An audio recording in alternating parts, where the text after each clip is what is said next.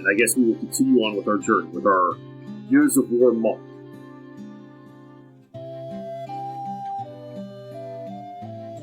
But yeah, I need to pick up more potions and antidotes, I guess. Pick up 9 antidotes. I do want to pick up some gold beetles because I'll pick them up on my second trip through that area because there will be enemies that can petrify me. But the cost really is not going to be very good at this point. But I'm just going to drop as much money as I can into potions right now because I need all the potions I can get.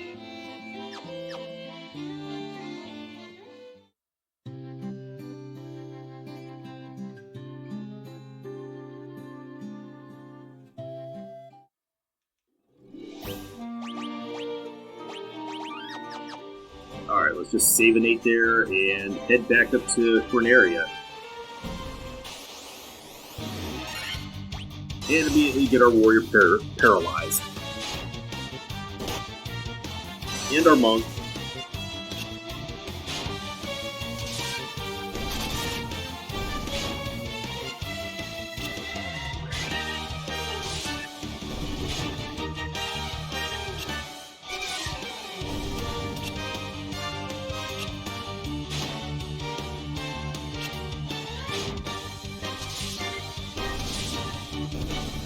Now, these big guys aren't really that special of an enemy, but they can paralyze, which is annoying.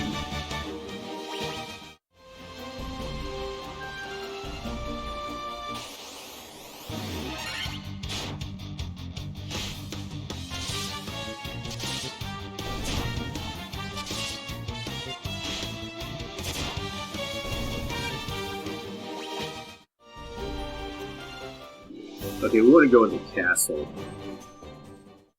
This is where the loot is. Let's just run.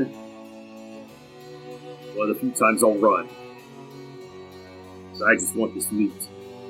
It's delicious, delicious loot. Alright, we get a saber. I'm not sure if this is really any... It's not even worthwhile at this point, but I did pick one up.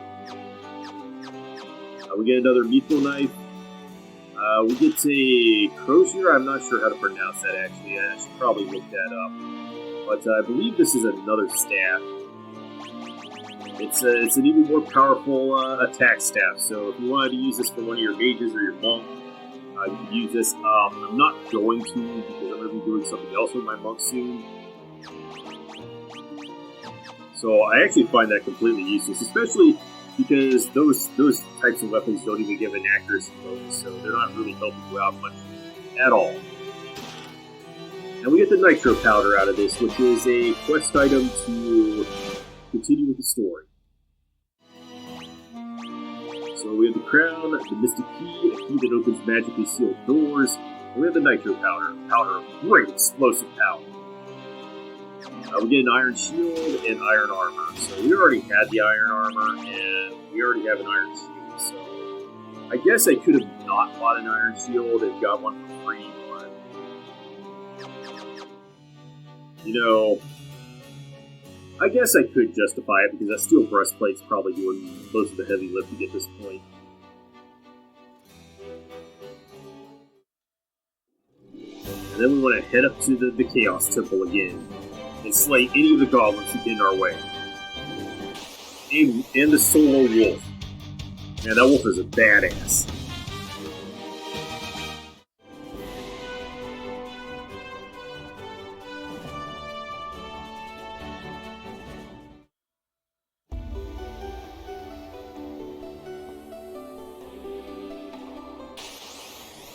Alright, more Black Widows.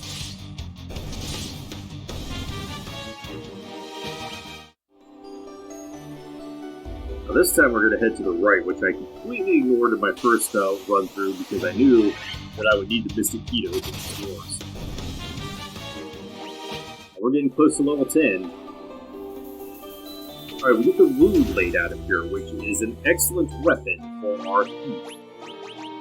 This has an attack of 18 and an accuracy of 15. But more importantly, this is a sword that is effective against spellcasters. Now, I'm going to start getting the weapons that actually do damage against enemy types.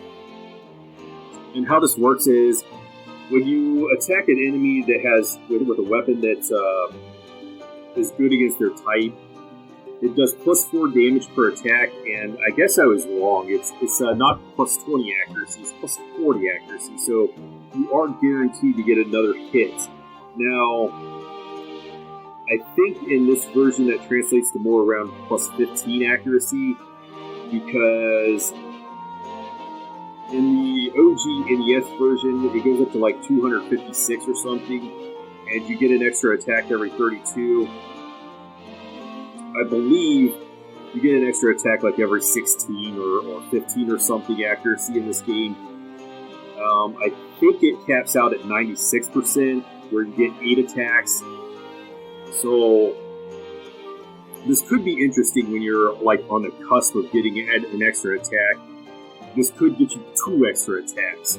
But for the most part, this is going to get you 4 extra damage per hit and an extra attack. So your damage is going to go up against those enemy types. Plus, this is already better than what I have equipped. So I'm actually going to be getting quite a few weapons for my thief. Unfortunately, in the NES version, these were all bugged and they did nothing. So it made a class that was specialized in doing this stuff even worse than it was already at that point. So that's why people really shit on the Thief class in the NES version. In the base Pixel Remaster, however, the Thief is an absolute beast, even without the class change up to Ninja. They do the most damage because they get so many extra attacks. They're just really good. So I'm going to equip that, but I'll probably be doing weapon swapping. And I don't believe you could do this in the original game, so I do have some advantages here. Because if I run into an enemy type that I need to have a certain weapon equipped to exploit it, I'll be able to do that. There are 8 enemy types in this game. There's the aquatic, beast, dragon, giant, mage, and magic. I don't know what the difference between mage and magic is. I think the thing is that mages are people that cast spells, and magic is like magical constructs like golems and other things. Gargoyles, stuff like that.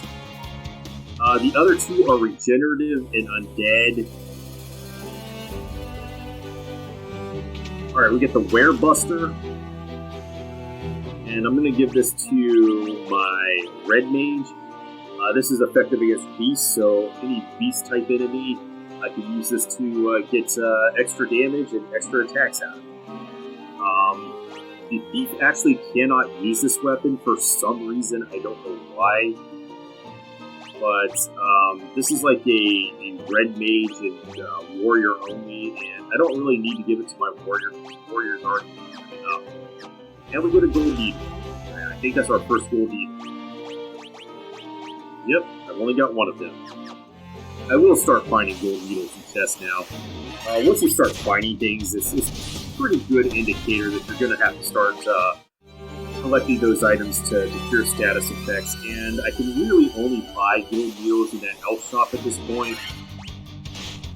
So I will have to make a return trip there just to stock up on them. I'll probably only need like 20 of them throughout the entire game.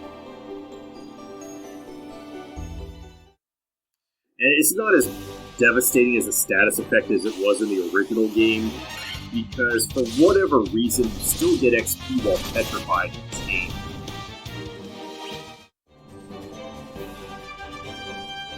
In the original NES version, it was just devastating. You didn't get any XP for that battle, and it dropped you to the bottom of the formation. So if like your warrior gets petrified, that's really bad.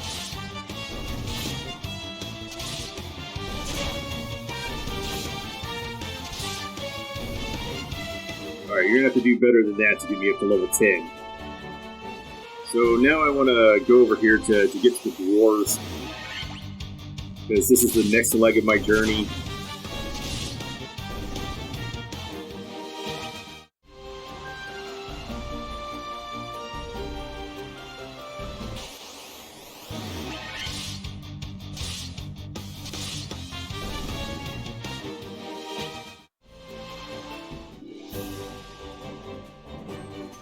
And where is it? Alright, we're getting a lot of wolves and stuff. Alright, you see that werebuster in action. Because these wolves are the beast type. You see that my thief and my red mage's damage have just generally gone up over the board, so... along the board, whatever. I don't know what I'm saying. Lolly-ho! Okay, we got 575 gil. With a crystal eye, even the blind can see. I hear that the Dark Elf Astos and the one belonging to Montoya. Astos is dead. We brutally murdered him. Well, my warrior did. I'm looking for some lovely stone. It's supposed to be amazing material that makes things float in the air. I don't know why, but they made all the dwarves Scottish in this one. Soon, that's Narek. He's smashing rocks in the back of the cave. Mind that when it comes to defense, a good armlet can be every bit as vital as body armor. You should try one each sometime. It would be better if evasion actually mattered in this game. Alright, you just said lolly-ho, but evasion's like not as good as defense. Hey, gamble with our Smith? Smith? And the smithy he is. That's a lot of smithy. Not so fast, those are just for display. You cannot fight with them. If only I could have some of the legendary metal adamantite, I'd be able to craft such a magical sword. I think that's on the dwarf quest line, especially in D&D, where like once in their life they can make the most incredible item, and then they're done.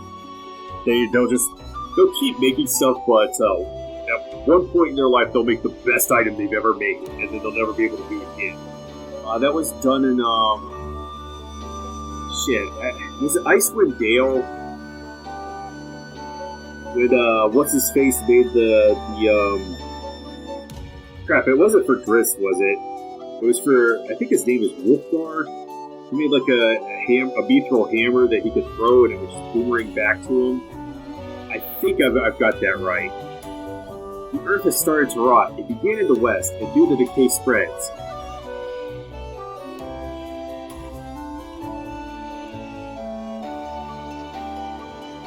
I could be getting that wrong, though.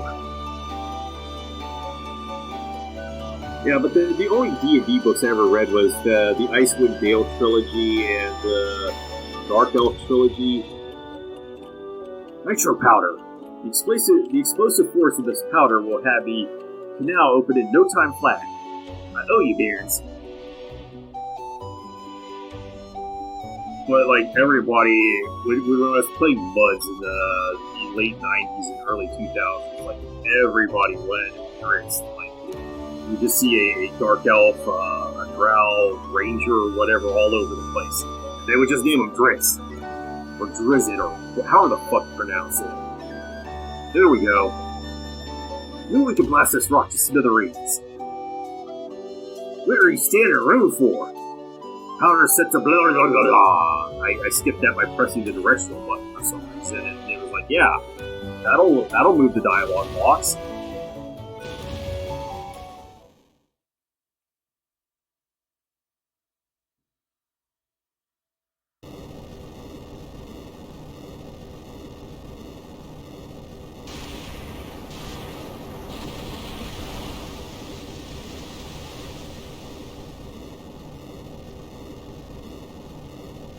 That kind of reminds me, speaking of the Drizzit books, that they like to make him a dual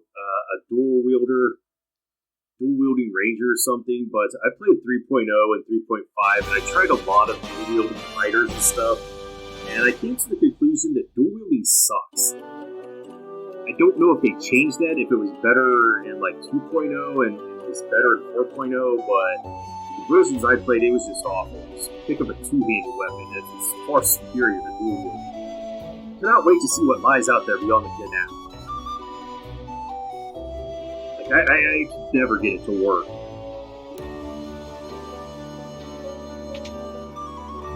Tent. A great helm.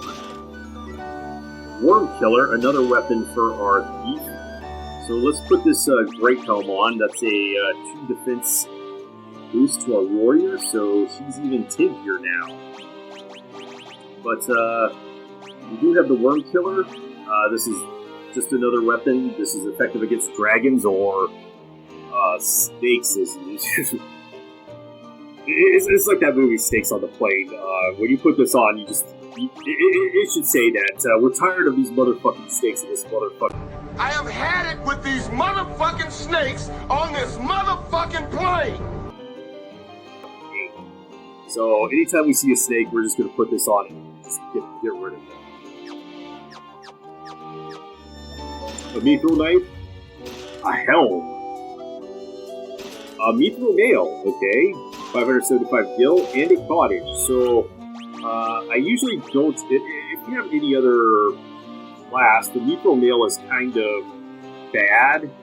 But we will no longer have to rock this chainmail on this red mage because we have an upgrade now.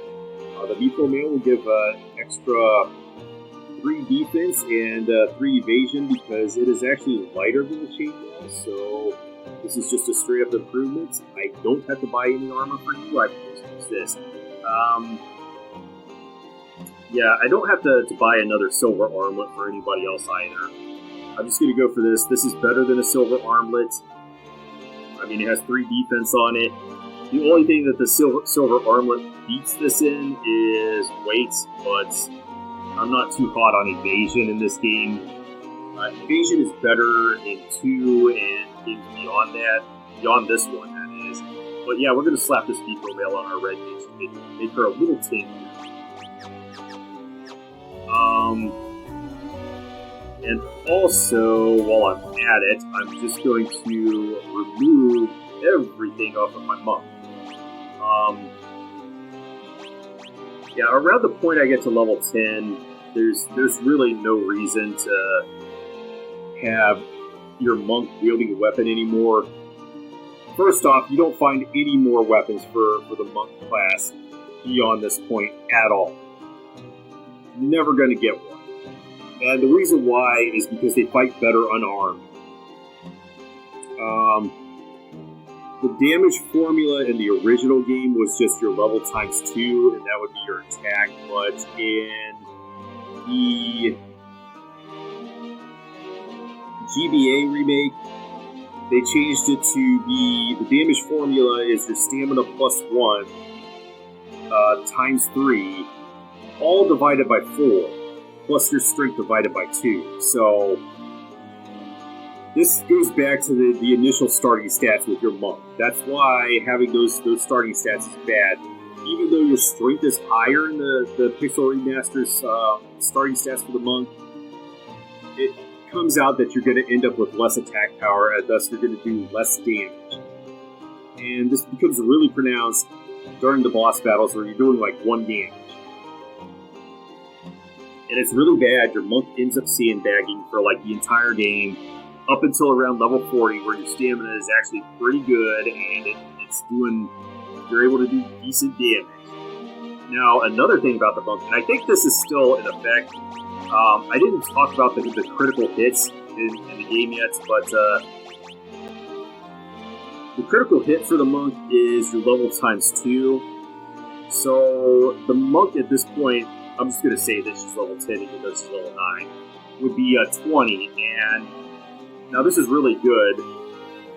In the original NES version, in just about every version of the game, there was a bug called the critical hit bug. But in the, what did they call this mod? The Origins mod, this is actually fixed, and it uses the actual critical hit value of the weapon.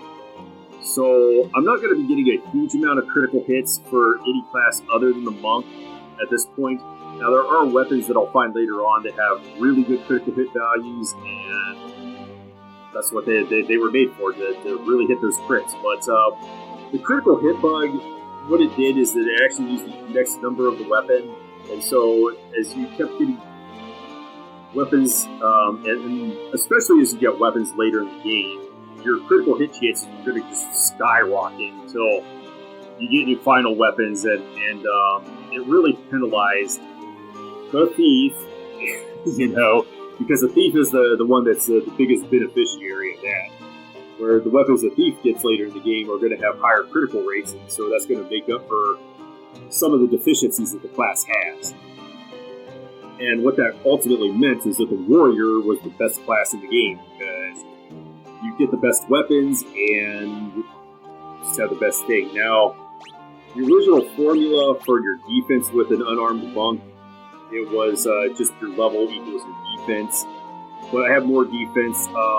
This is based off the GBA version, like I said, and it uses this formula where every single slot has a calculation for your defense, and the body armor slot is the biggest one. But at this point, I'm actually just going to have my monk go on natural and strip throughout most of this playthrough. So until I start finding gear that has resistance, I'm just going to go with her natural defense, and that will be good enough. So 16 defense is better than whatever I had, and I will actually start hitting harder with my fist. One other thing about your fist is that I'm going to have to go to the status screen to show this. The monk actually has the lowest accuracy growth in the game, so you're not going to be getting huge amounts of hits, but the unarmed hits are actually doubled. So if you're getting 2 hits with your monk, with a nunchuck, you're going to get 4 hits unarmed. So you're just going to do more damage.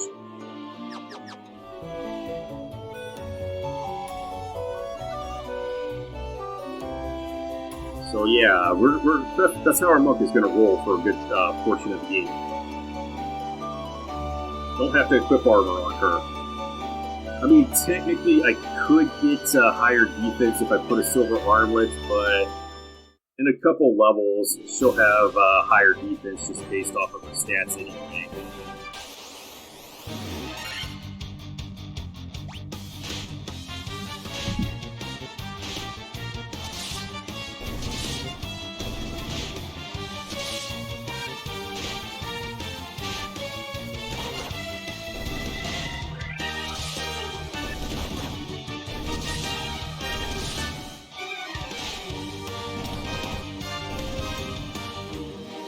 Alright, we're level 10.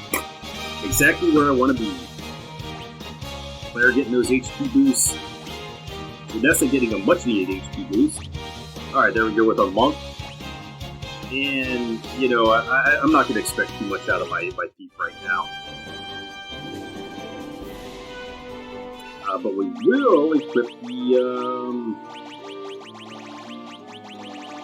Oh, I don't have it yet. Okay. That's right, I don't get it till the next dungeon.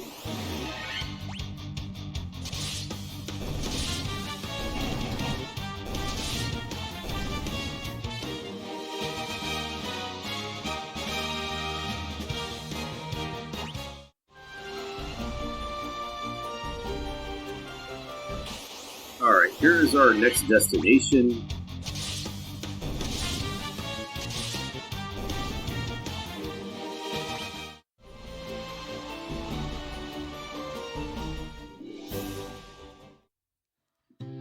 Melmond, the town they were talking about. Restore the crystals to grace. Ellipsis. If the Earth crystal regains its flow, life will return to the Earth. The hills and valleys will again be green. Stop by my father's shop, okay? Alright, they're going to sell us level 5 black magic here. So Firaga is the ultimate fire attack in the game. Gonna do a lot of fire damage. It's a pretty good spell, you know. They're weak against fire. You cast this, it hits every enemy. Solid. I guess you can't get Scourge. I don't think I'm gonna buy everything here. I'm definitely gonna pick up Firaga. Scourge is a poison elemental attack that checks their magic defense. If they're weak against poison, this is gonna one-shot them. I'm not sure there are many enemies in the game that are weak against poison. I think this might even be useless against the undead as it is. But yeah, if they fail their magic defense check against this, it doesn't do poison damage, it just kills them. They're done. Teleport, I will skip on this. There is a better white magic spell that I can get at level 6. This will just transport the party to the previous floor. I don't really have a use for this. Even if I had a black mage, I would skip on this. Slow, actually, this is pretty decent. This is a supposedly upgraded version of Slow. I do not believe this decreases their attacks by half. I think it just takes them down to 1 attack. So this could actually really limit the damage. I don't know if I'm going to pick it up now.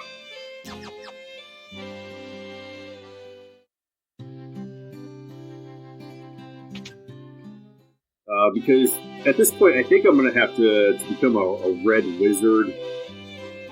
Diaga we can't learn, but this is the third version of Dia line. I don't find, like, even if you have a white mage in your party, I just don't think it's justified to get this, because Dia, even with the white mage's intelligence is going to be so high that this is going to, like, one-shot. Dia is just going to one-shot be dead. There's nothing to do. Himara, on the other hand, this in the original game was bugged, and inside of battle, it actually cast Hilaga. So this was a really good pickup, but this has been fixed. I would still pick this up if you're a white mage, but red mage cannot use it, so I'm not even going to pick it up. Life, I can use this, but the red mage itself can't use it. I will have to upgrade to a red wizard. I will want to pick this up, so I do want to pick up Fyraga, and I want to pick up Life, but I'm going to have to come back later to pick them up. That's just a safety button if I need it.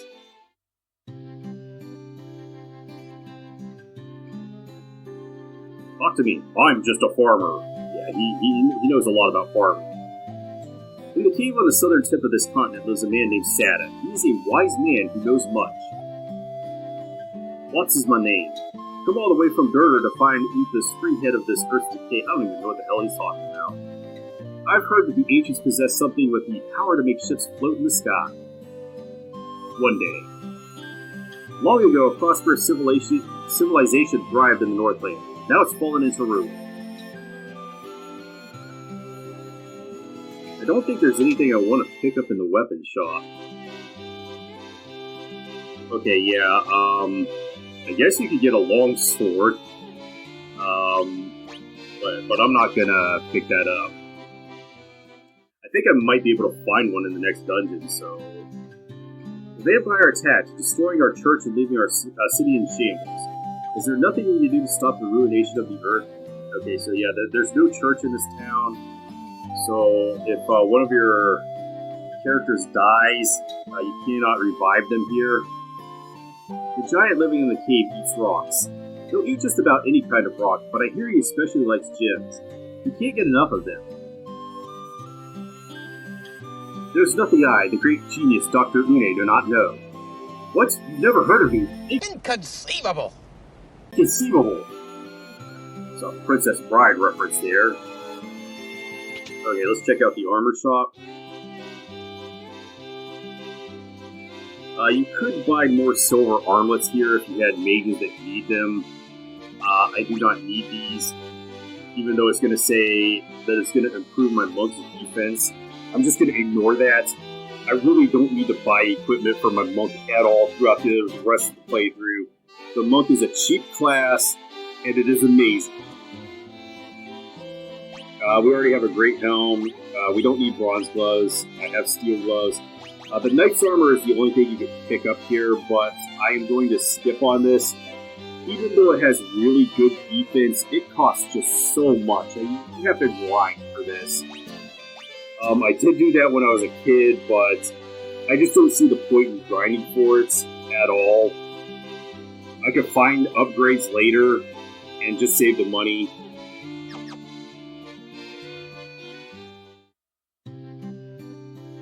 The Cavern of Earth is to the south of Melmond, on a peninsula called the Devil's Tail. It used to be the closer you got to that cave, the more fertile the soil. Now, ellipsis. Now it's a barren waste. The earth is decaying, and it's all the doing of the vampire that lives in the Cavern of Earth. Our town is in such rotten shape because he's blocking the flow of the power of Earth. Will you stop him for us? Sure, why not?